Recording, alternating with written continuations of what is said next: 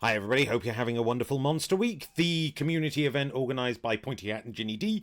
This is my second video for the week, not one I was intending to do, but watching Latecomer Games' video about pacts made with Fae made me remember a story I forgot to tell during either of the two streams that I've done for this week. I might still edit the second stream, but that's besides the point. The classic Fae bargain. May I have your name? It's one that we all know, one that we all love. But for the same reason that I struggle to run the Alien TTRPG, it's difficult to run that particular pact with the Fae. If a group playing Alien go into a room full of wet eggs, they know what not to do. If a group dealing with an Archfey get asked for their name, they know what not to say.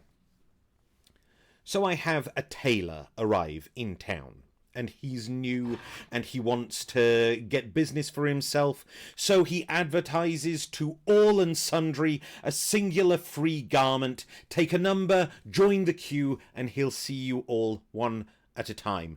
It was a wonderful sort of skill challenge for a group who were inexperienced playing D&D, the sort of jostling, intimidating, persuading their way to the front of the line, because everybody wanted a free, nice piece of clothing. Everybody. And so they reached the front of the line, and this tailor, Chartreuse, this glorious figure in dusky pink, taking the most meticulous measurements from everyone who he sees. A free pair of trousers for you, sir. May I take your measurements? A hat? Most certainly. May I take your measurements? Gloves, madam? Absolutely. May I take your measurements? The party never really got into his motivations, but Chartreuse was particularly obsessed with his own beauty and his own appearance, and so in taking everyone's measurements, he was quietly resculpting himself, finding the measurements that he wanted that would suit him just right, which gave him just that uncomfortable, disquieting, photo-fit appearance. But it also meant that in combat, the players were completely screwed. One player with a pair of trousers found that their legs were significantly shorter. A player who had a sash around his waist was suddenly cinched to the point where he couldn't breathe or keep his top half steady on his bottom half.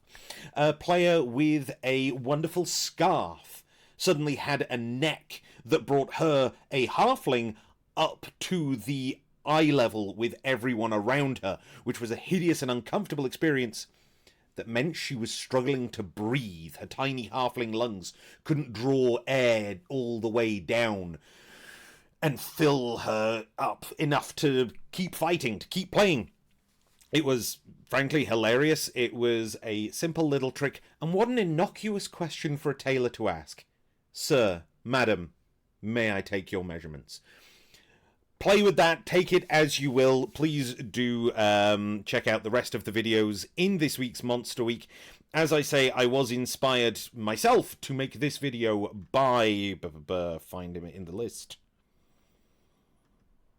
See, this is how you know I'm recording this all in one go. Latecomer Games. Latecomer Games, thank you very much for your inspiration on this one. I may yet stream again before the end of this Monster Week. I'll be on twitch.tv/ShropshireDM. The folder that I linked to in that stream has more stuff in it and may yet have more stuff in it by the end of Monster Week, so do please help yourself to anything that you find in there. Otherwise, folks, if you've enjoyed any part of Monster Week, go forth and like and subscribe. The other creators, if you want to support this channel, don't.